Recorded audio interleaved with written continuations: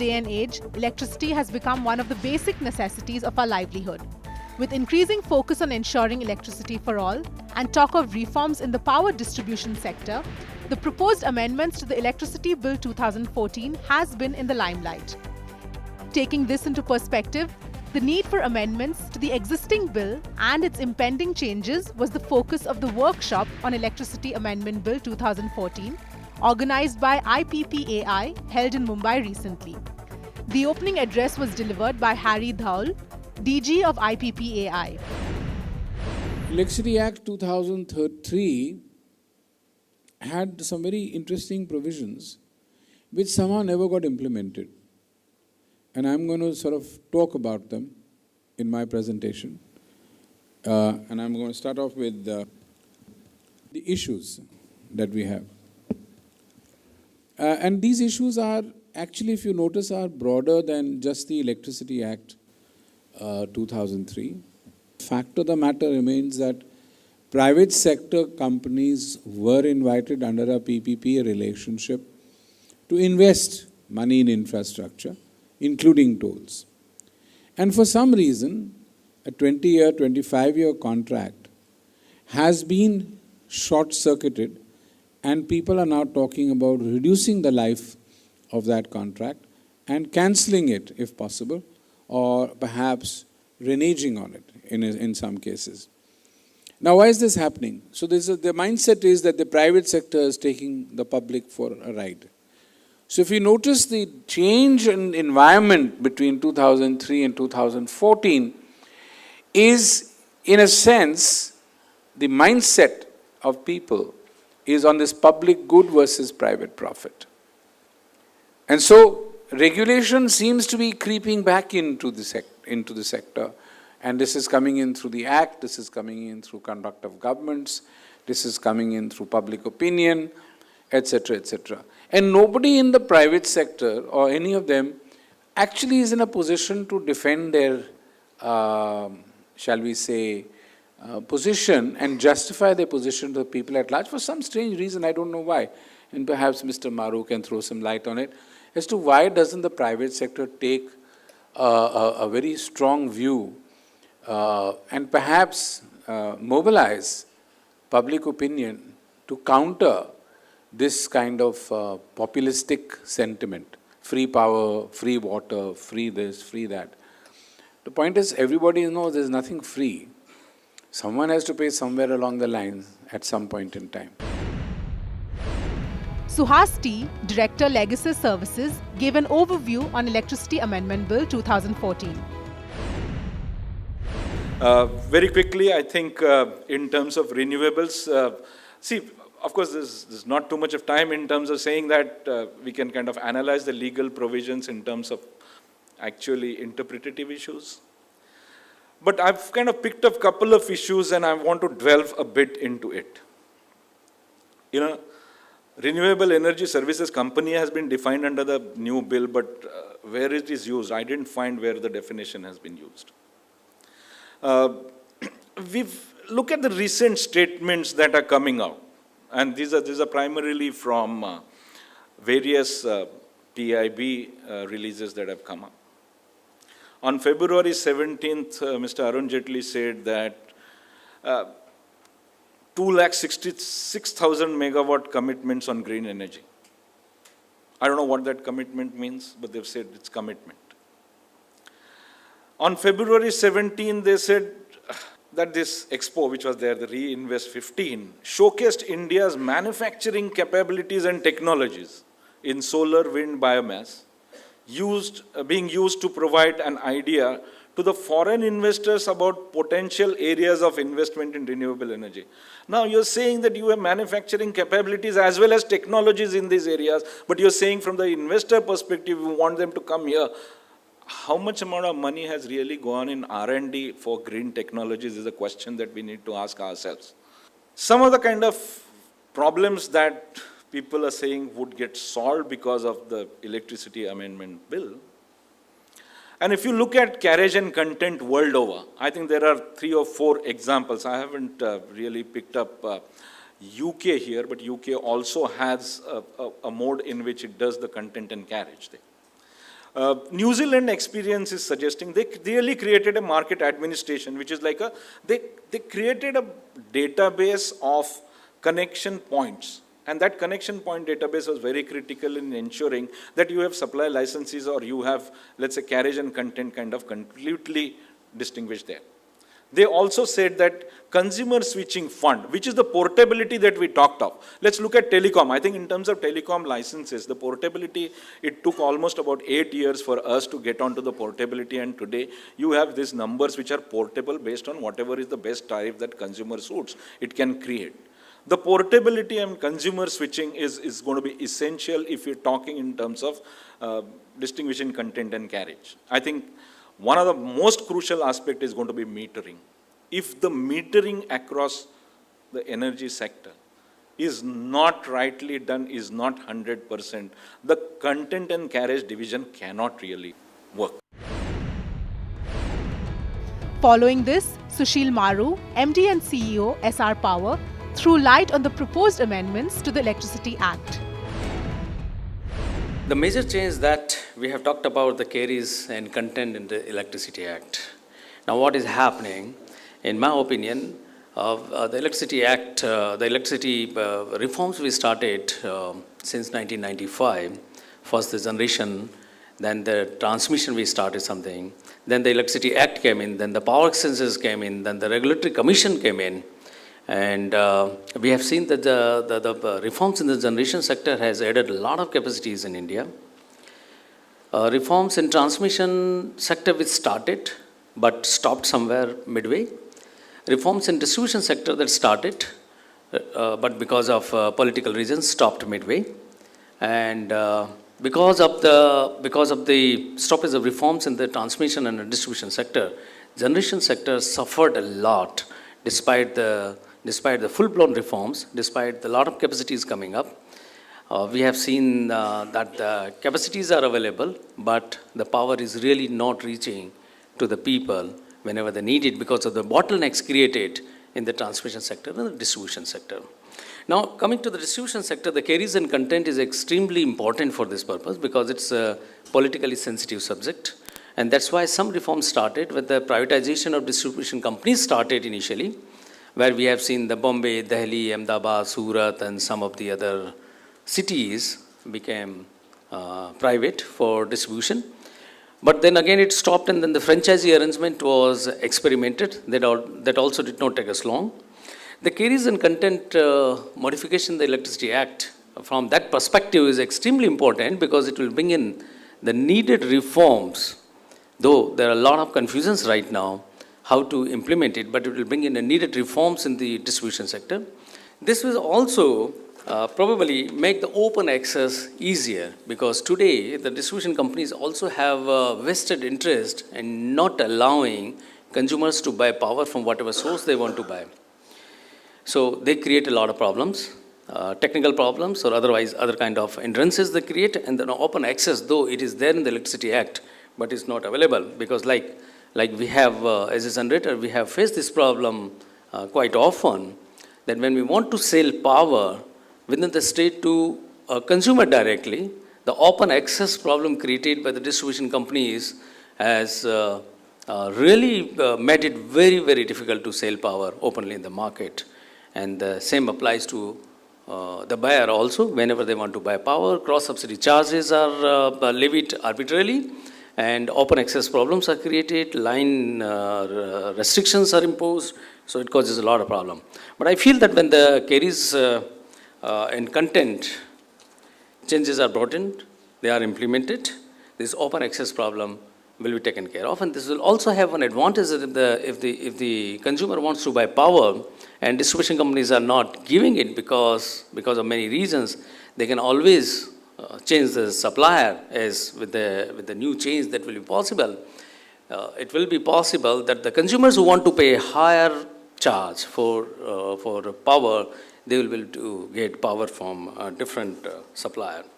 I'm quite hopeful that going forward probably the situation will reverse, and the kind of questions which are there right now in the minds of everyone, how we are going to implement carries and content in the country, whether should we do it at a small scale and then expand it, or should we do it a full-blown case.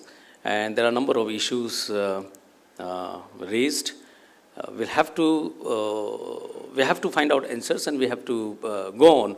But I feel that this is the next major reform coming in a distribution sector, and this will transform the way we do business in electricity business in India. Thank you.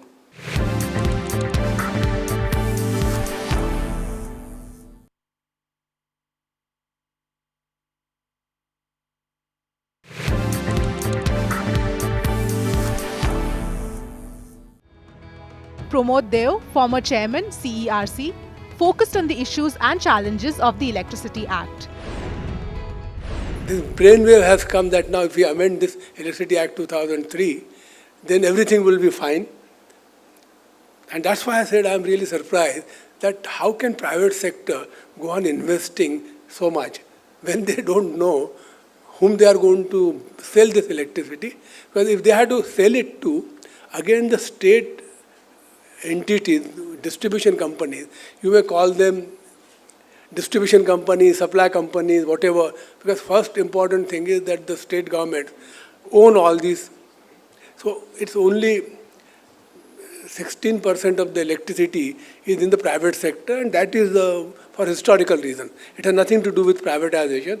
Privatization has happened only in Delhi, and Delhi we know all the already problems that Delhi is facing, where there are regulatory assets.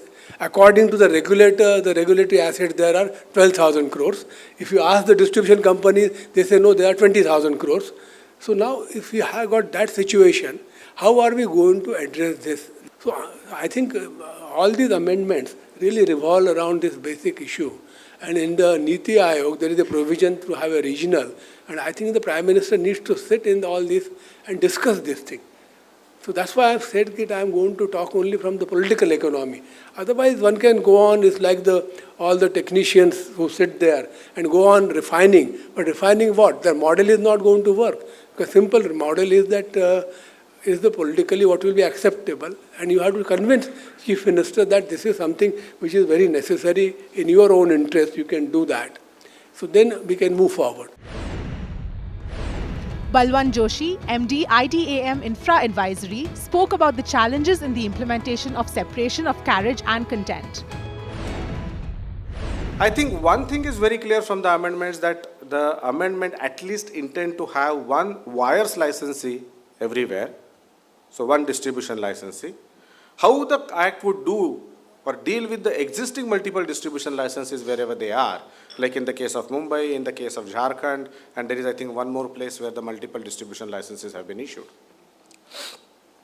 But probably Act could take exception to this particular or these particular instances and say that all other places there will be one wires licensee and do away with.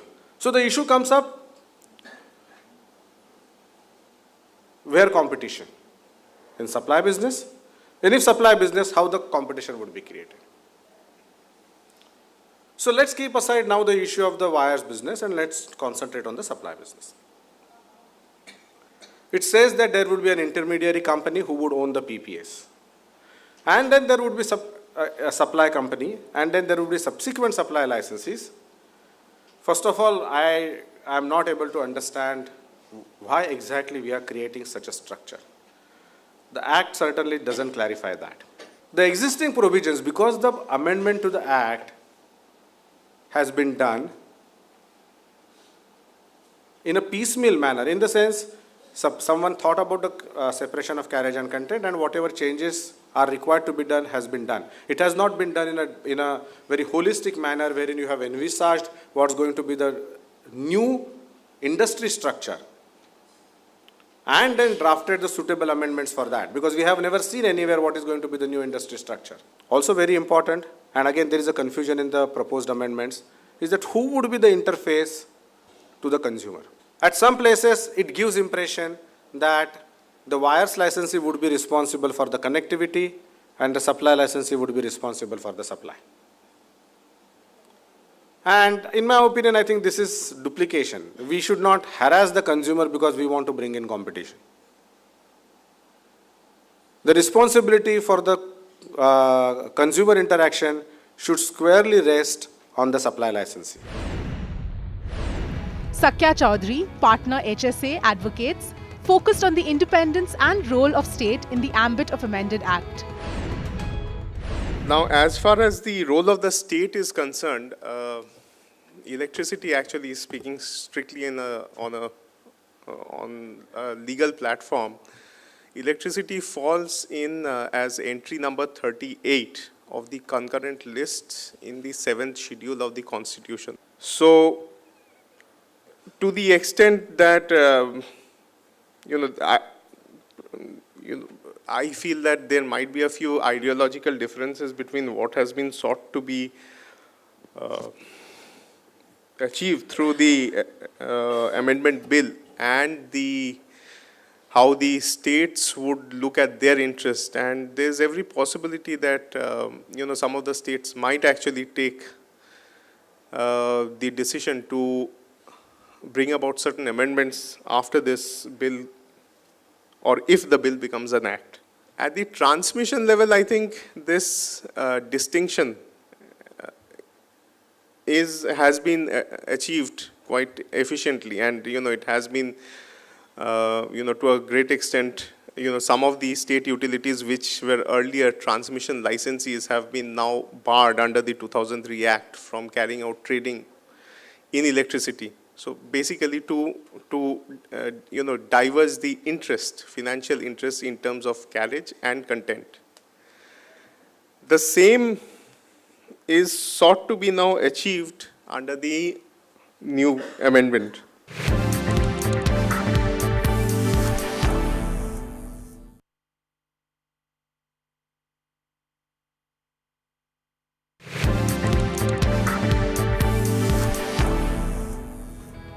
Jayant Deo, former MD IEX, focused on the issue of promoting competition in the proposed amendments of the existing bill. There is a provision in the Act that the competition, this word competition has come at several places in the Act. You go through the annual reports of several regulatory commissions, including MERC. Nowhere they are given in a single line, or even the word of competition is missing from their annual reports. Go through northern India, southern India, nowhere. The commission never felt that it is their job to bring competition. In fact, the commission was formed basically to take this power sector from monopoly to market under their guidance. They have failed, miserably failed.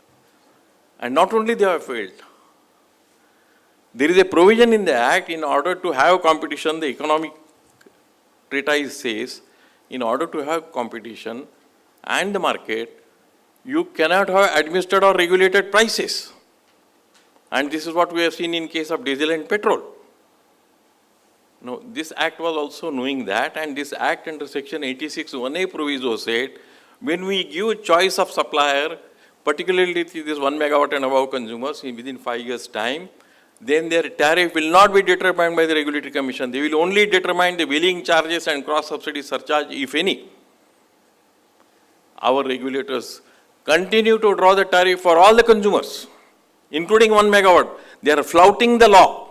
Now, today we are supplying power to industry and business community who are producing goods and services in a competitive environment and selling it in competitive environment. They are bringing their inputs, maybe 50 or 100 inputs in the competitive market and sell their goods services in competition. So at least this category of consumers in the whole country can be given power whose price is determined competitively. If we do that, we will gain some experience in 1 year's time, 2 years' time. And then we can think of this separating wire business, separating carrier and content, and several other things we can do it. But first, a pilot, and the pilot I propose for the competitive power. Following this, Ashok Pense, TBIP, gave his address. I'm trying to categorize consumers into about 4 categories, as all of you know. The highest tariff being with the commerce, followed by industry. In addition to that, all the residential consumer consuming more than 300 units, which are basically subsidizing. And then the second category starts is residential consumer consuming less than 300, which gets subsidy plus agriculture. So when we talk about the competition, which sector of these consumers are going to get benefited is the question which occurs to my mind. Going through this, it is always better to learn while making trying to differentiate between the carrier and content, whatever limited experience we have in Bombay. The reason is very simple. As all of us know, that Bhiwandi franchisee model was a success. Which was picked up by the Planning Commission. My great friend Girish Sant and other people, we had done some work and presented it at that moment of time to the Planning Commission, and they gave a real go-ahead to the franchisee model. In spite of that, why did we fail in Nagpur and Aurangabad? What I am trying to say, just because one experiment is capable, one experiment is successful, we are too large a country to start across nation for anything to happen. Franchisee in Maharashtra, maybe Bhiwandi model was our good example, but it has not occurred. It didn't get repeated in respect of Aurangabad and Nagpur. Jalgaon seems to be working. So we have a flip-flop thing happening. We have to learn a lot. And in my opinion, the competition, if at all it occurs, because of this, will occur for the top end, not for the bottom end, because we are something like our diesel and generating set things, it shouldn't happen. That, in respect of petroleum, all of us know that government said that it will decontrol. It did, and all across nation, SR and Reliance petrol pumps are closed, only Indian Oil is giving the supply. The classical situation is only for the top end, the competition, if at all it occurs, because there is a large benefit to them. And by taking just one or two examples, replicating this on carriage and content, we may not be in a position to achieve the result. It will take some time going through number of experiments to modify and evolve. The closing remark on the amendment bill was delivered by V.L. Sonavne, advisor, MERC. Of course, these things are already told to you that yes, the country is passing through severe fuel shortages, both on the domestic coal and gas level. Roughly 300 million Indians do not have access to electricity. Despite many efforts for over 20 years by Government of India, the financial health of distribution licensees is critical. There's an ever-increasing graph. There's a meager success in promotion of competition, though I'm also one of the reasons for that, ex-regulator.